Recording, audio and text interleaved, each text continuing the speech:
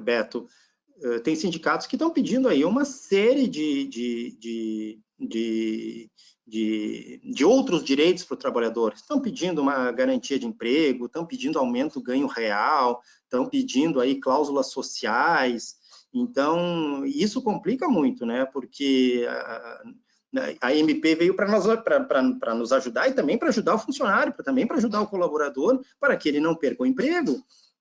Se, porventura, nós começarmos a colocar entraves nessa situação, o que vai acontecer?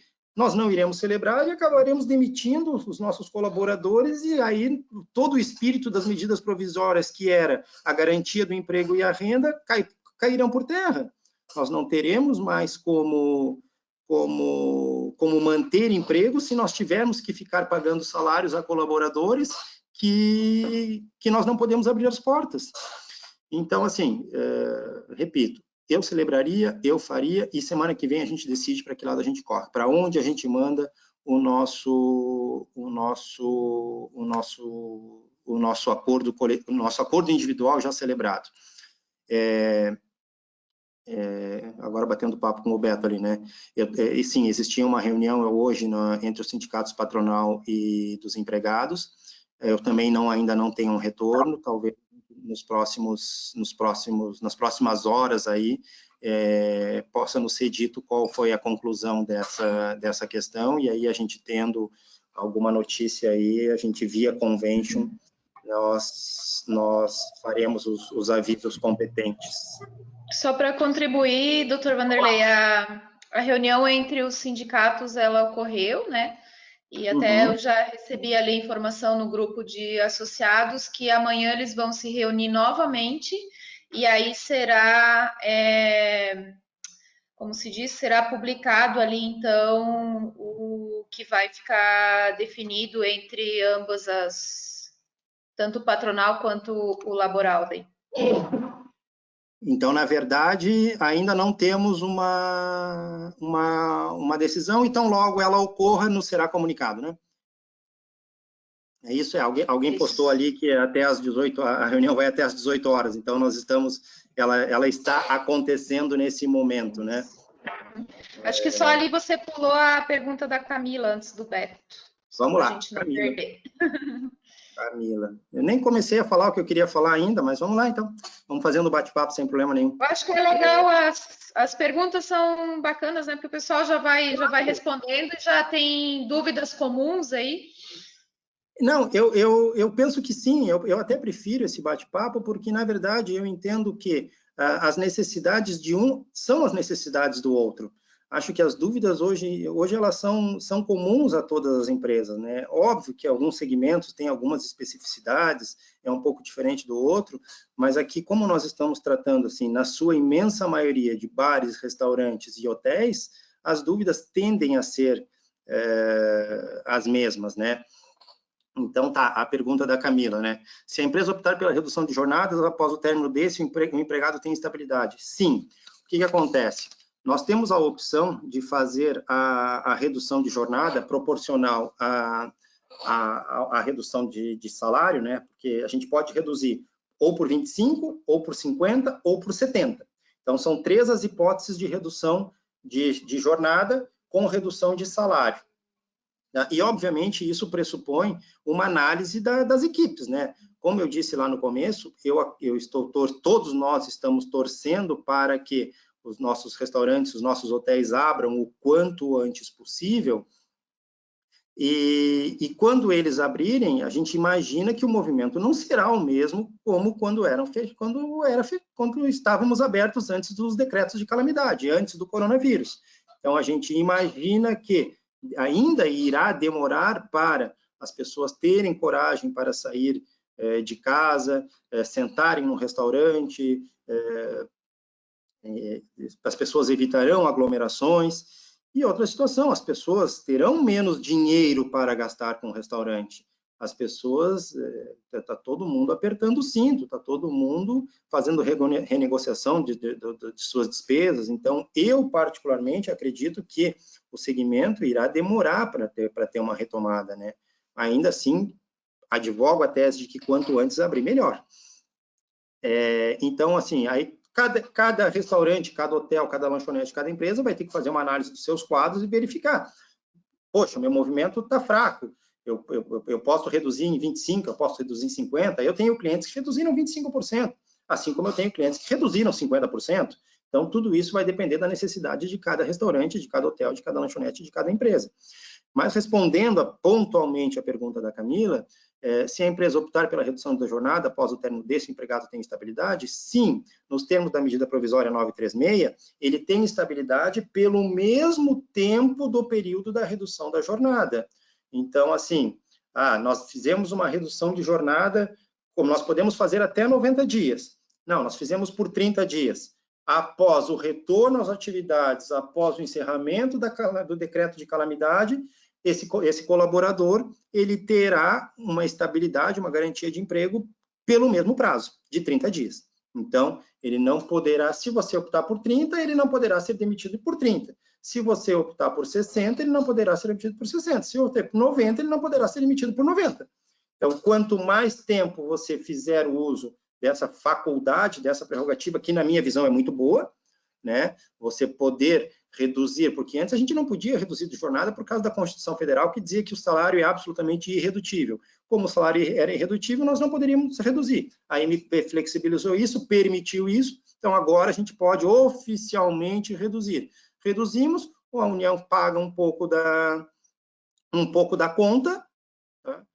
Mas, por outro lado, o empregado não poderá ser demitido no mesmo prazo da suspensão. Se demitido for, né, a própria MP estabelece quais seriam as penalidades ou quais seriam os valores que deveriam ser pagos. Nós vamos ter que pagar as verbas rescisórias inerentes, né, aos empregados, mais uma multa. E aí, dependendo se você optou por 25, a multa é uma, se você optou por 50, a multa é outra. Não é nenhuma multa, é uma compensação, né? Você paga ao colaborador. Se for 25 é uma, se for 50 é outra, se for 70 é outra. Então, pontualmente respondendo, sim, ele tem direito de estabilidade pelo mesmo prazo do período de suspensão do contrato, de suspensão e redução de jornada. Ok? Pergunta da Ana Maria. Tem uma da Heloísa antes, ali, ela pergunta, é possível só avisar ou o funcionário tem que aceitar? Na verdade, o que diz a medida provisória, né? A medida provisória fala, vamos lá, com a suspensão ou a interrupção, né? Poderá acordar. Então, como a medida provisória diz, poderá acordar a suspensão ou a redução, até porque o que acontece? Eu vou pegar um gancho, tá? Existe a possibilidade de nós optarmos pelas duas situações. Nós não precisamos optar somente pela suspensão ou somente pela redução. Nós podemos fazer um híbrido aí. Nós podemos, num primeiro momento, optar pela suspensão, né? Porque agora é o período que nós não estamos podendo abrir as portas. A gente suspende agora, tá? Por um período de até, por exemplo, 30 dias, mas com a possibilidade de antecipar o retorno. Não é porque eu celebrei uma suspensão por 30 dias que eu serei obrigado a manter essa suspensão por 30 dias. Tá? Então, assim, não, eu fiz uma suspensão no contrato de trabalho por 30 dias, o que nesse momento me parece mais razoável suspender do que reduzir, porque como nós não podemos estar abertos, nós não temos nem como reduzir, porque nós não precisamos da mão de obra do nosso colaborador. Então, eu suspenderia por até 30 dias, por exemplo, se porventura o decreto do governo do estado o decreto federal liberar as atividades, eu posso chamar em até 2 dias o meu empregado de volta. Então, eu notifico ele, chamo ele de volta, e aí a suspensão só vai até ali. Então, eu fiz uso da prerrogativa da suspensão, e aí depois reabri o meu estabelecimento, meu restaurante, meu hotel, mas o movimento está baixo, o movimento ainda não está girando aquilo que girava antes. Eu posso fazer a redução. Então, eu faço ambos. Eu faço primeiro a suspensão quando eu não estou fechado, que eu acho que é mais razoável, e depois, quando eu abrir com pouco movimento, eu faço a redução. Então, a própria lei prevê essa possibilidade e estabelece que isso deverá se dar no máximo em até 90 dias. Então, eu tenho 90 dias para fazer isso. Tá? Então, acho que poderia ser uma situação híbrida, o que eu particularmente sugiro. Adri, nós estávamos na pergunta de quem? O teu microfone a pergunta do Otávio. Eu vou te ajudar aqui, porque tem bastante pergunta para a gente não deixar passar nenhuma, né? Vamos lá. O Otávio, ele pergunta, as decisões tomadas pelas empresas devem ser a mesma para todos os colaboradores ou poderão ser individuais? Por exemplo, alguns reduzir o salário, a jornada em 25%, outros 50%. Eu não achei a pergunta do Otávio, porque tem muita gente falando aqui, mas vamos lá, eu entendi a pergunta. Otávio, eu não tenho dúvida de que poderão ser adotadas medidas diferentes para dentro da empresa, tá? Porque, assim, vamos dar um exemplo. Um restaurante que contava aí com 30 colaboradores. Esse restaurante, hoje, ele está operando apenas no delivery, que o delivery pode. Esse restaurante, ele não tem a necessidade de manter os 30 colaboradores, mas ele vai precisar manter 6, 8, 10 colaboradores para o delivery. Então, assim, ele pode suspender o contrato de trabalho para os demais colaboradores e reduzir a jornada para o pessoal do delivery, sem problema nenhum. A gente pode, não há discriminação. Isso vai da empresa, do empresário ter uma noção das necessidades daquilo que está podendo funcionar para fazer os ajustes. Então, não, eu preciso suspender de um e eu preciso reduzir de outro? Pode, não tem problema nenhum. Isso vai da necessidade da empresa e é absolutamente natural que as empresas tomem medidas diferentes para colaboradores que atuam na mesma empresa. Tá? Dependendo da necessidade, dependendo do segmento, dependendo do setor, dependendo do horário. Então, pode, não tem problema nenhum. A gente pode fazer uma diferenciação, fazer para uns de uma forma, fazer para outros de uma forma. Não é necessário uma uniformidade de decisões dentro da empresa. Se eu não respondi, o Otávio chama ali depois e complementa. Vamos lá, a Adri está sendo a minha secretária. Sim. A próxima pergunta, eu não sei o nome, porque não está identificado, mas a pessoa gostaria de saber, no caso do acordo, temos colaboradores voltando das férias em datas diferentes. Podem os colaboradores entrar na suspensão de contrato em datas diferentes? Por exemplo, um grupo na próxima segunda-feira, outros em 24 de abril? Podem, nenhum problema. Nenhum problema. O que acontece? A imensa maioria das empresas tomou, quando tudo isso começou, tomou a atitude de dar férias aos seus colaboradores. Esse é o modus operandi que a gente mais viu acontecer, né? Em razão da instabilidade, de nós não sabíamos como e nem por quanto tempo, ainda não sabemos, né? Por quanto tempo iremos ficar fechados, as empresas, a imensa maioria das empresas optaram por dar férias. Mas tinha alguns colaboradores que já estavam em férias, por exemplo, que o retorno das férias se dará antes daqueles que iniciaram férias quando iniciou o decreto de calamidade e a suspensão das atividades.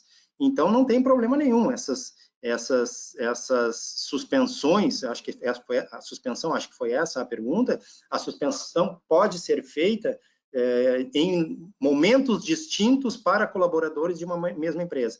Na medida que eles forem retornando de férias, a empresa vai suspendendo ou vai reduzindo, pegando um gancho na pergunta do Otávio, vai tomando a decisão que melhor competir a empresa, né? Então, não tem problema. Retornou de férias num dia, você faz a suspensão daquele, retornou no outro dia, você faz a suspensão daquele outro, sem problema nenhum. Perfeito. A Cristiane fez algumas perguntas, eu vou fazendo uma de cada vez, acho que para facilitar. Os funcionários que estão de férias deverão retornar das férias para então realizar eventualmente a suspensão? Ou é possível suspender as férias para ingressar imediatamente a suspensão e após eventualmente continuar a usufruir as férias? Na verdade, o que acontece? Esse é um debate que existe, tá?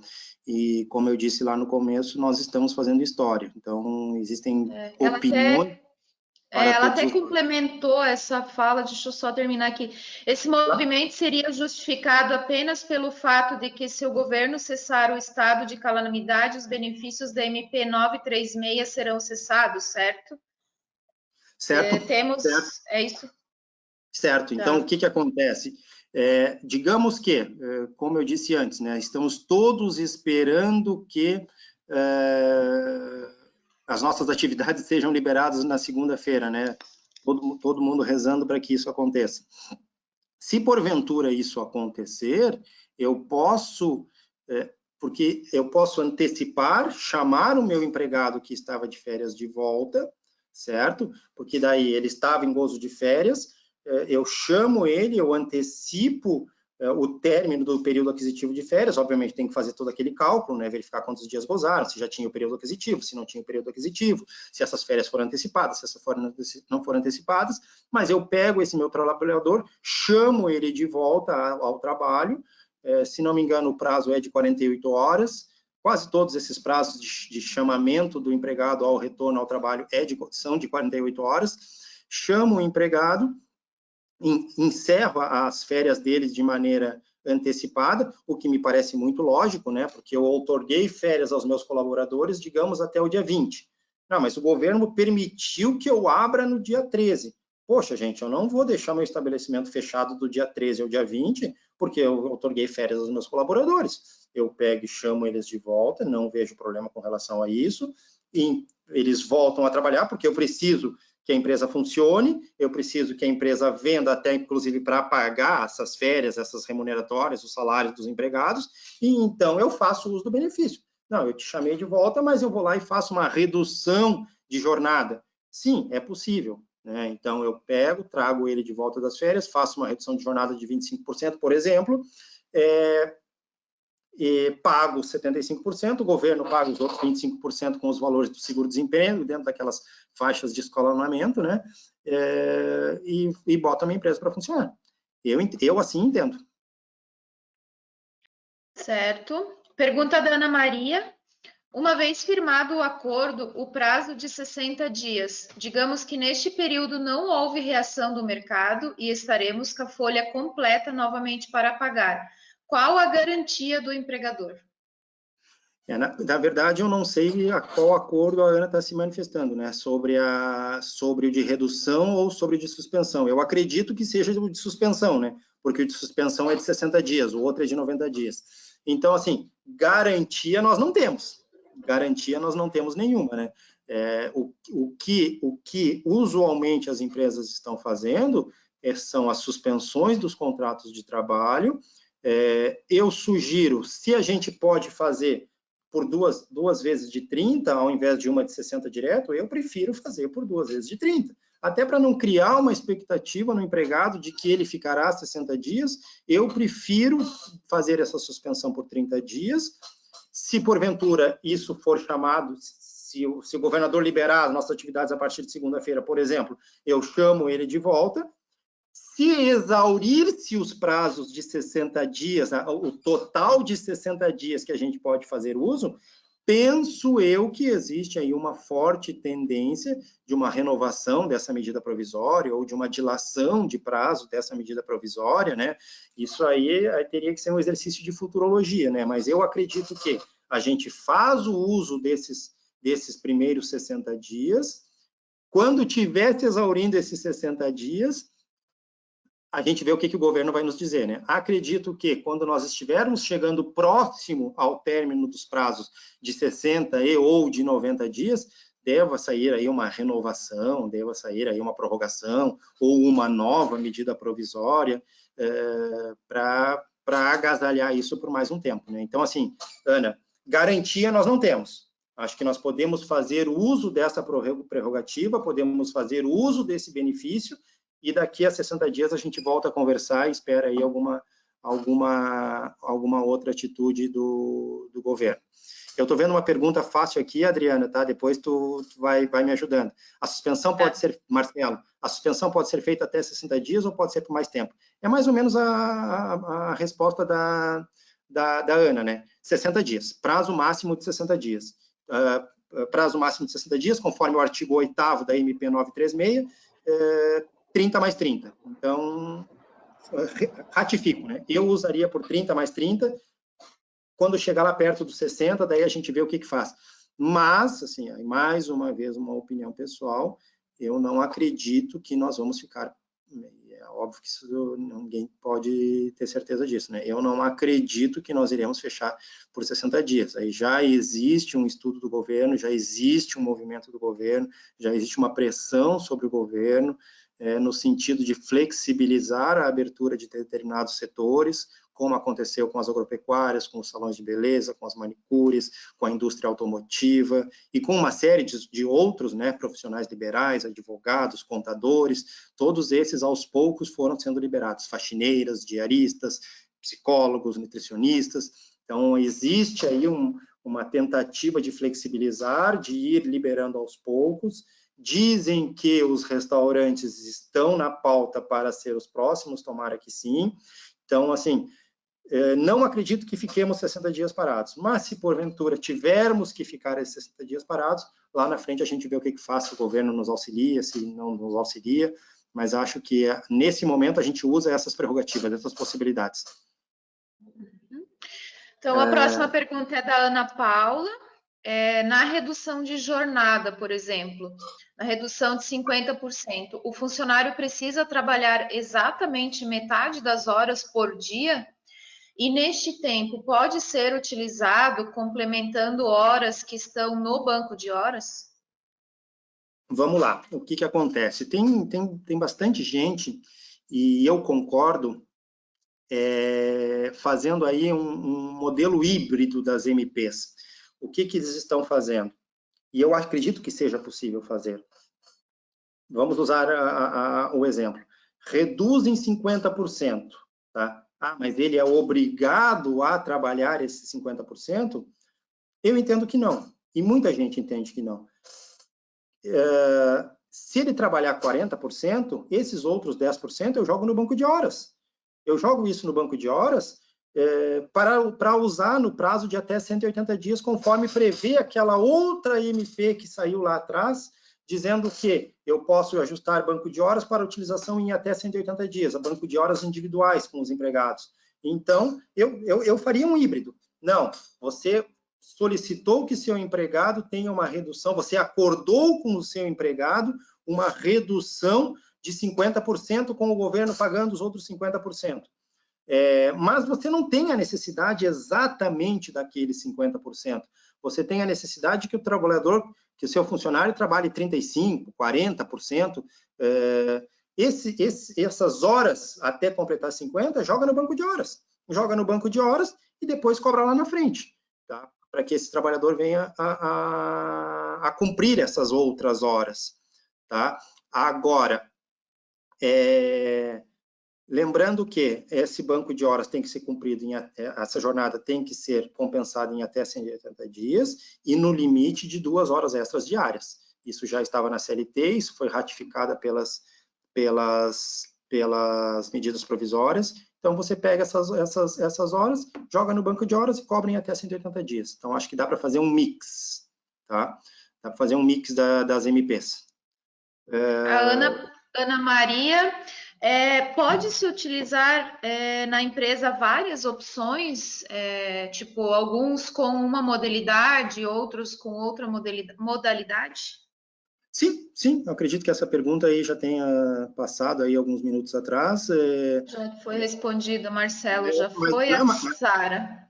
Mas vamos lá, Ana Maria. Sim, a gente pode fazer uso da suspensão para alguns, pode fazer uso da redução para outros, pode reduzir em 25% para uns, reduzir em 50% para outros manter na integralidade. Sim, a gente pode fazer um mix, a gente pode fazer uso de todas elas ao mesmo tempo, sem que isso acarrete em discriminação. Uhum. Até a Ana Paula complementou ali, né? Seria para usar o banco de horas que já existe neste tempo de redução de jornada. Não vejo problema, não vejo problema. Nós temos um banco de horas que já está ativo, que já está vigente, né? Que já está formalizado. Sim, eu não vejo problema em utilizar esse complemento no exemplo de 40 para 50 de 10% no banco de horas que já está sendo utilizado para utilização futura. Eu não vejo problema, Ana Paula. Certo. A Sara. Então, após a suspensão de 60 dias, ele retorna e posso reduzir a jornada, correto? Pois correto. Para os hotéis, o problema não é reabrir, mas sim a falta de demanda que vai ocorrer. Correto. O que eu imagino? Neste momento, nós estamos fechados. Neste momento, nós não precisamos do nosso colaborador para praticamente nada, né? Então, a imensa maioria está em casa, normalmente em gozo de férias. A gente faz a suspensão do contrato de trabalho nesse período, 30, até 60 dias, 30 mais 30.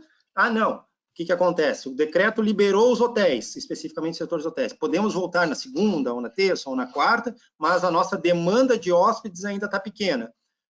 Não, eu não preciso de todos os funcionários todo o tempo. Façamos a redução de jornada deles sem problema nenhum. Façamos o mix, né, de suspensão com redução, desde que o somatório de tudo isso não ultrapasse 90 dias. A própria MP prevê que eu posso fazer a suspensão mais redução, mas o somatório de suspensão mais redução não pode ultrapassar 90 dias. O Beto quer uma opinião também. Qual a sua opinião sobre a situação... Peraí que fugiu aqui. A situação seguinte, imaginando que os sindicatos criem muitas dificuldades para o acordo, as empresas demitirem seus empregados, sem contudo quitarem as verbas dessa demissão, apenas liberarem o saque do FGTS e o acesso ao seguro-desemprego. Após a passagem da pandemia ou dessa situação, os empregados podem procurar seu empregador para o acerto das verbas pendentes. Qual a sua opinião sobre isso? Podem procurar, né? O que acontece?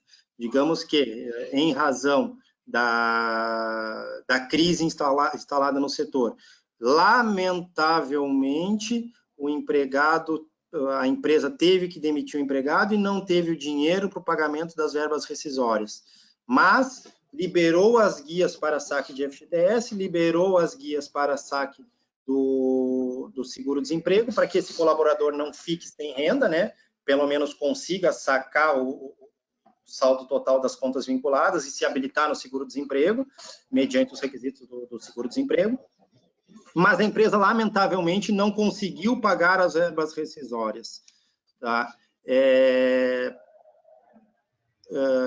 Zerou, não pagou nada. Sim, o empregado pode, acha até que deve, né, procurar a empresa no sentido de dizer, olha só, poxa, agora vocês estão reabertos, né, agora a empresa reabriu, agora vocês voltaram a faturar, me paga, né, até porque esses valores são devidos, né, as verbas rescisórias são devidas a esses colaboradores, nós não pagamos aí por algum motivo, obviamente, né, do fechamento, né? Então, sim, eu penso que pode, e aí o Beto vai saber melhor do que eu, né? A gente faz uma rescisão complementar, paga através de rescisão complementar, tal, mas acho que sim, né? Acho que pode ser feito, sim, sem problema.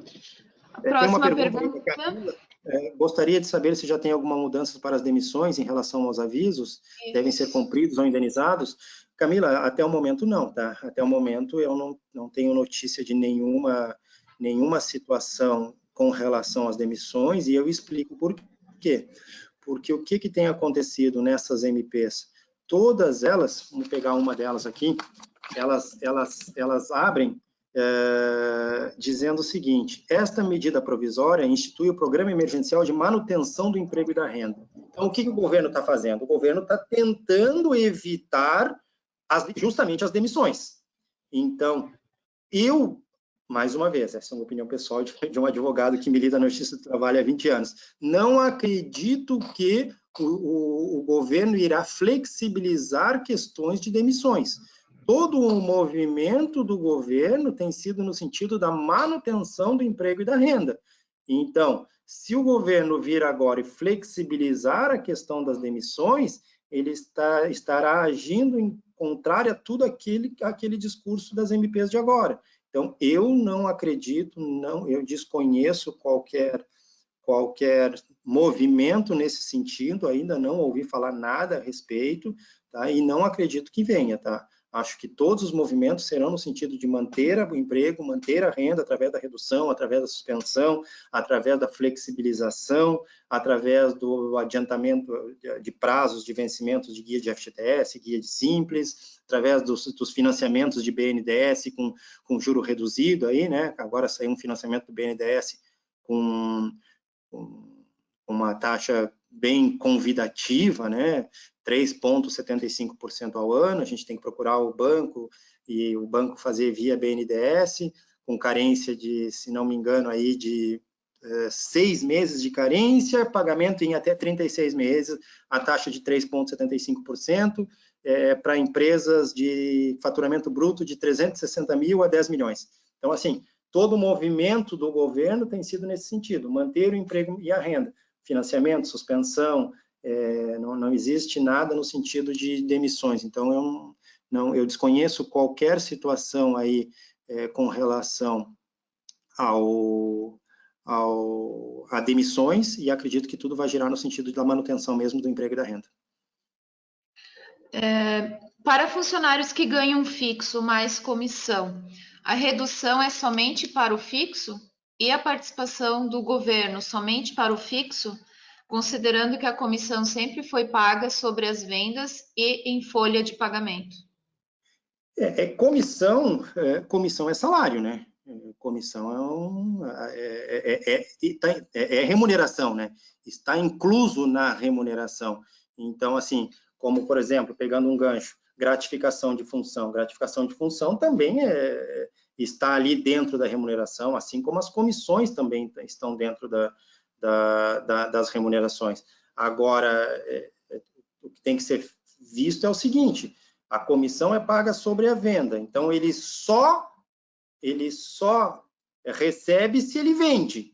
Então, é um exercício futuro, né? Então, ele tem um salário, vamos lá, o empregado tem um salário de R$ 1.500, que talvez seja mais ou menos os pisos das categorias em Balneário Camboriú.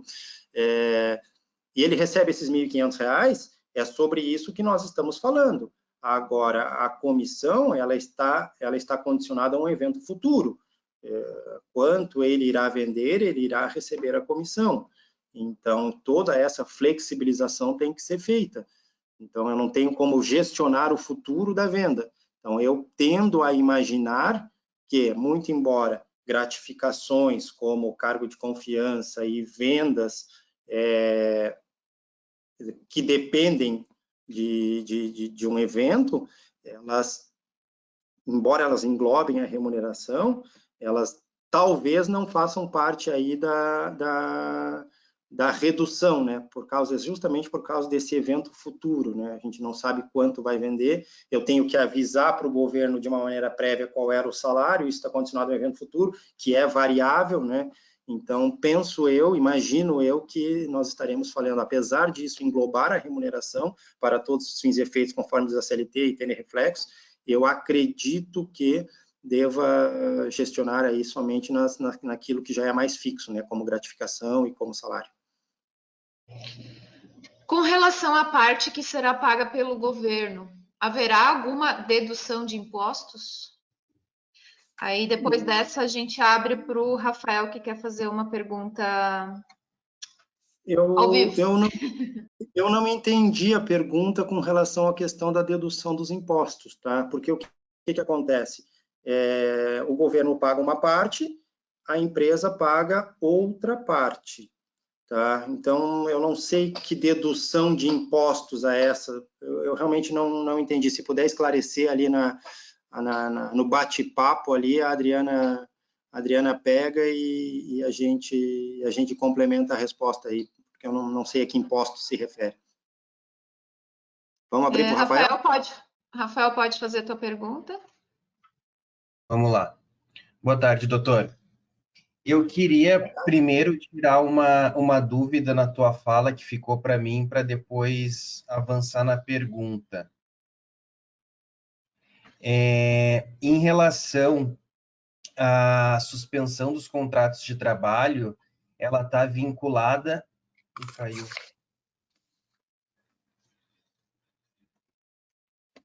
Opa, caiu? Oi, estão me ouvindo? Tá, estamos ouvindo. Tá. Então, eu queria primeiro tirar uma dúvida na fala do doutor, que me gerou uma dúvida, para depois seguir na minha pergunta. A questão da suspensão dos contratos de trabalho, ela está vinculada ao estado de pandemia decretado pelo governo federal, certo? Isso. Não tendo relação com os decretos governamentais por determinado setor que pode abrir ou não, né? Perfeito, perfeito. Tá. Que a minha pergunta é o seguinte: eu trabalho no ramo de restaurantes, e o que a gente está analisando de uma forma estratégica, né, para a gente poder seguir e passar por essa crise vivos. Claro. Que apesar de o governador poder liberar a partir de segunda-feira o funcionamento, a gente tem a certeza que o movimento vai ser muito abaixo do que a gente tinha anteriormente, e que vai levar um longo período até isso voltar à normalidade anterior. Então, no nosso caso, a gente está analisando a possibilidade de realmente parar totalmente as atividades por 30 dias, fazer essa suspensão de todos os contratos, para, digamos, estancar, né, a empresa, deixá-la em stand-by, deixá-la para hibernar nesse período, porque ficariam poucos custos, né, porque o principal são a folha de pagamento e os variáveis que são conforme as vendas, e com isso poder superar. Isso vai ter alguma diferença se o governador me disser, não, mas tu tem que abrir a partir de segunda-feira, então eu tenho que voltar a abrir ou não? Mesmo o governador liberando, eu posso seguir fechado, porque eu estou relacionado à MP, que é sobre a pandemia? Na verdade, o que acontece, né? E aí nós temos uma briga entre entes públicos, né? Briga entre aspas, obviamente, né? É município, governo e governo estadual e governo federal, né? Tanto que a gente vê aí os municípios de Xaxim e mais um tentando liberar o comércio, não conseguiram, quer dizer, largaram alguns decretos municipais, o Ministério Público entrou com uma ação, o Tribunal de Justiça disse que o que vale é o estadual e que não o municipal, por isso os estabelecimentos devem continuar fechados, né? Então, existe aí uma divergência, né, de o que vale, o que é maior, muito embora o STF já tenha dito que a competência deles é concorrente. Então, fica meio complicado a gente dizer qual deles vale no caso de divergência, né? Quando ocorrer divergência entre município e estado, o Tribunal de Justiça vai se manifestar, vai dizer o que vale.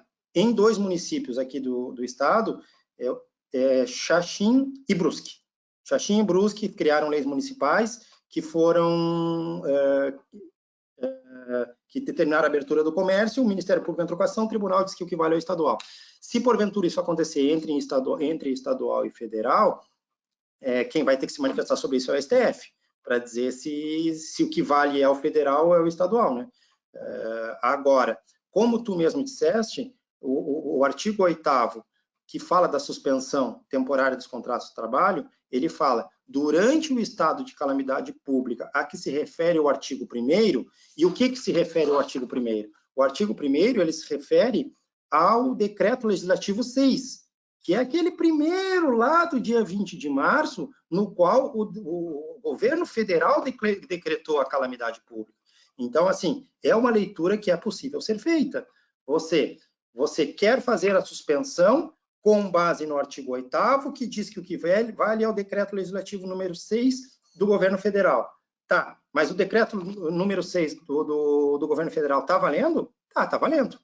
O governo federal não vai, penso eu que o governo federal não vai dizer na segunda-feira que o país não está mais em calamidade pública.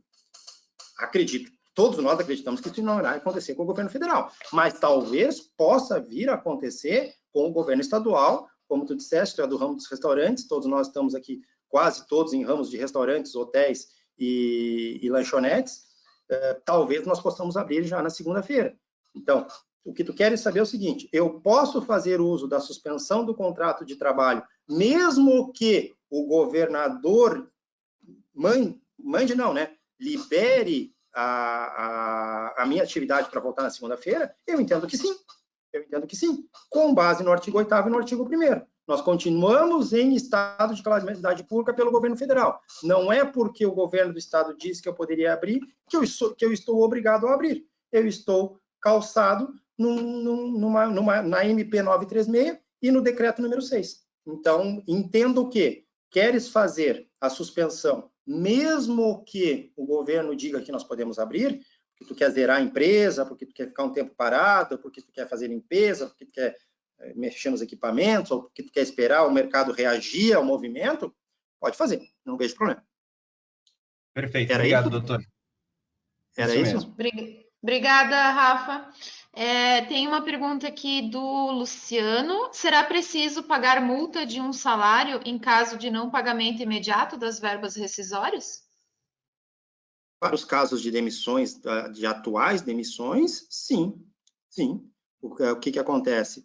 Como eu falei algumas vezes, todo o movimento do governo tem sido no sentido da manutenção do emprego e da renda. Aquelas empresas que, lamentavelmente, tiveram que demitir seus funcionários, elas precisarão cumprir com o artigo 4, com o prazo do artigo 477 da CLT, que diz que eu devo pagar as verbas rescisórias em 10 dias. Então, se eu não pagar as verbas rescisórias em 10 dias, existe uma grande chance do artigo 477 da CLT ser aplicado. Obviamente, isso irá para uma discussão judicial, eventualmente o judiciário pode flexibilizar o pagamento da multa, né, em razão do estado de calamidade pública, em razão da pandemia. Pode ser que o judiciário trabalhista diga, olha só, poxa, a empresa não pagou no prazo, mas eu não vou cobrar a multa, eu vou cobrar só o valor principal. Pode ser que isso aconteça, mas, em regra, a tendência é pela aplicação do artigo 477. Ninguém, até o momento, mencionou a flexibilização do 477. Então, se porventura nós pagarmos verbas rescisórias fora do prazo de 10 dias, a incidência do 477 é bem provável, bem provável. Acho que é um complemento de pergunta: se o empregador paga 50% do salário, ele pagará os impostos proporcionais a que ele pagou somente, ou pagará sobre os 100%? Acho que esse é o complemento daquela pergunta que eu não tinha entendido antes, mas a Luz está balançando a cabeça ali, dizendo que sim. Não, é proporcional.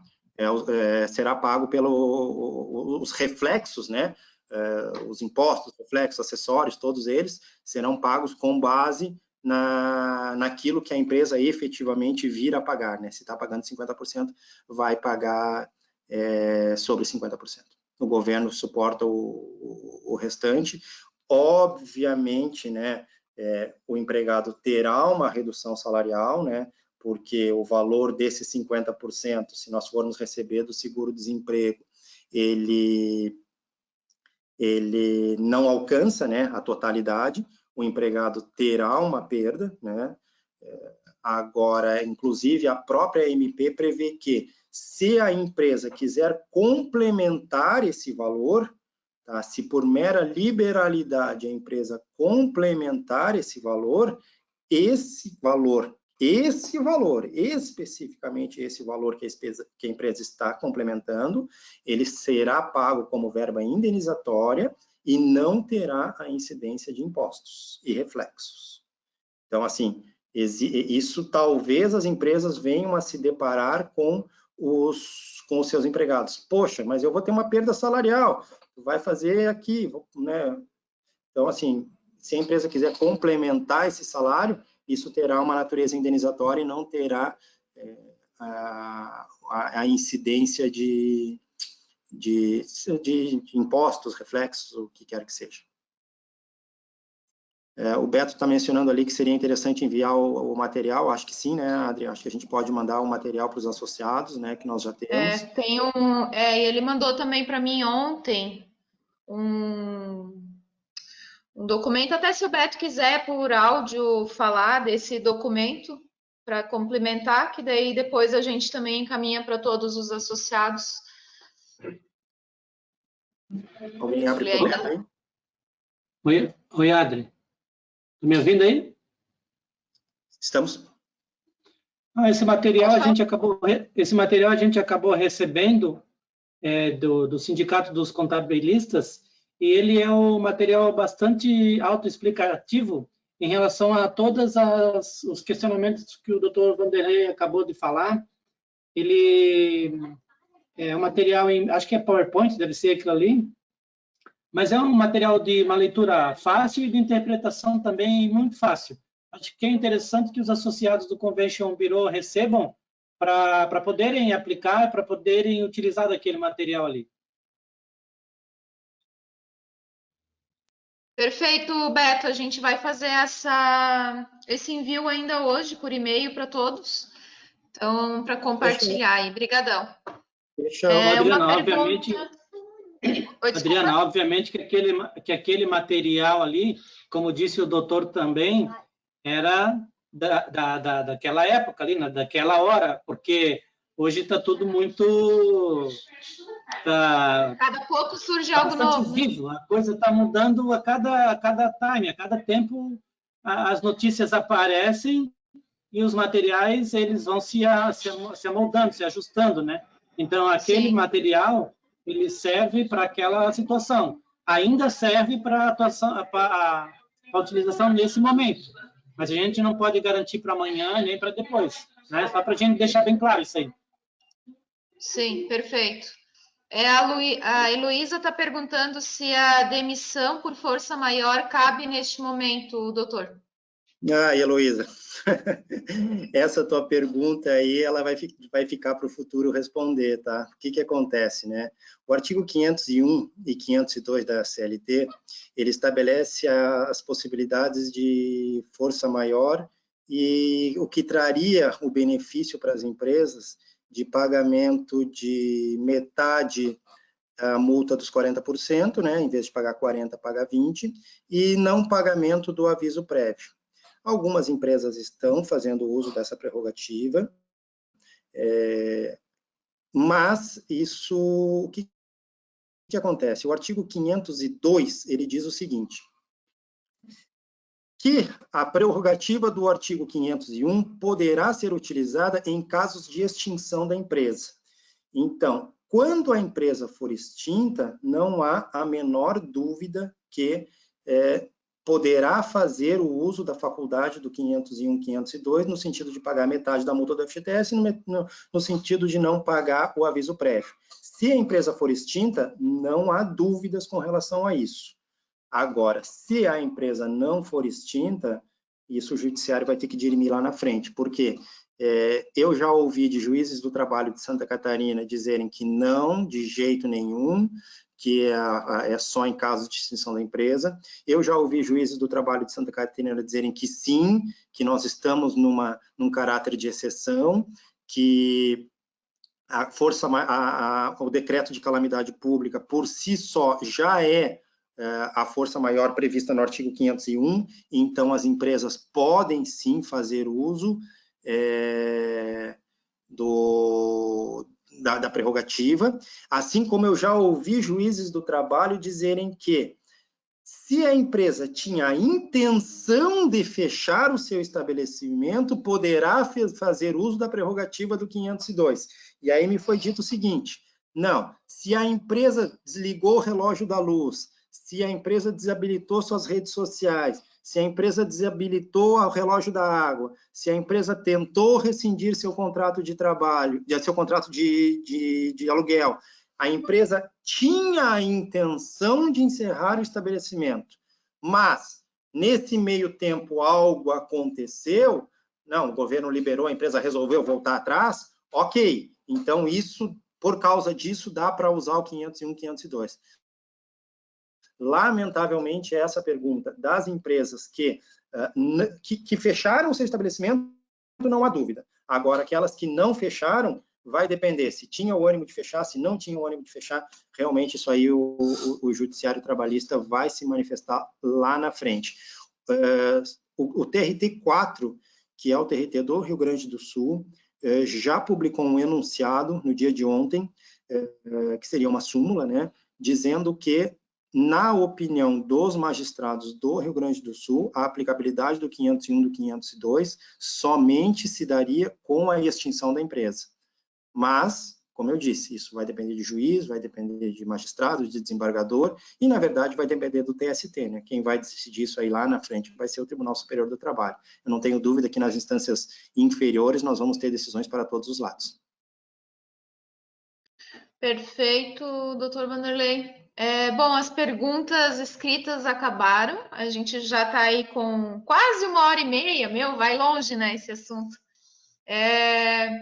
Não sei se para encerrar, o doutor tem algum ponto que eventualmente não tenha sido abordado aqui, que entenda que seja interessante para fazer esse fechamento?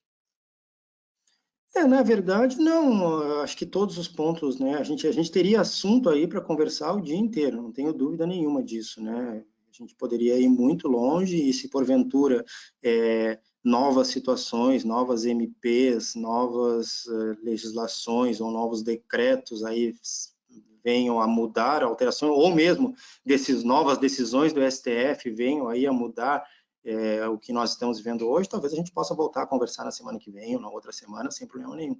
Mas, como disse o Beto, né, neste momento, no dia 8 de abril, é isso que nós temos. Talvez amanhã tudo seja diferente, mas acredito eu que os temas, assim, na sua maioria, aí, foram abordados.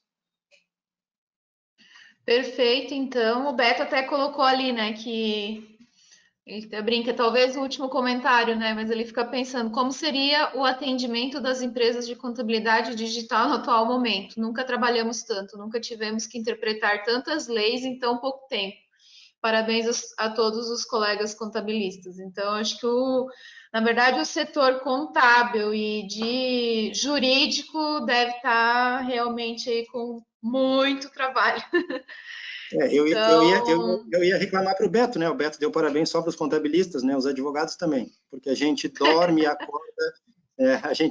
e acorda pensando em MP, em decreto, a gente dorme analisando MP, quando a gente acorda, os grupos de WhatsApp já dizem mais uma, e aí lá vamos nós correr analisar. Então, parabéns aos contabilistas e aos advogados também.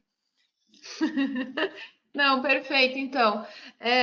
Então, agradecer, né, a todos que participaram desse bate-papo, agradecer a disponibilidade, né, do Dr. Vanderlei para estar aqui conosco. Como eu falei lá no início, o nosso intuito é colaborar em tudo que for possível nesse momento, né, de trazer essas informações seguras para os nossos associados. E com certeza, se a gente sentir aí a necessidade nos próximos dias, se a gente tiver aí novamente grandes mudanças, a gente pode estar promovendo mais um bate-papo nesse sentido. Então, obrigada aí a todos. Opa! A gente faz um novo bate-papo aí, eventuais perguntas que tenham ficado aí, ou perguntas que venham a aparecer, a gente responde no futuro. Fechou, então. O Rafael colocou, doutor, se você puder explicar a diferença que terá no pagamento dos colaboradores para as empresas que têm faturamento até 4,8 milhões e as que têm acima de 4,8 milhões. Então, pergunta aí para a gente fazer o fechamento aí desse nosso bate-papo. Eu não entendi a pergunta. Não entendi a pergunta. A diferença que terá no pagamento dos colaboradores... Oi? Oi. Eu não entendi a pergunta, assim, Rafael. No nosso caso ali, a gente tem uma empresa que faturou ano passado mais de 4.800 e uma que faturou menos.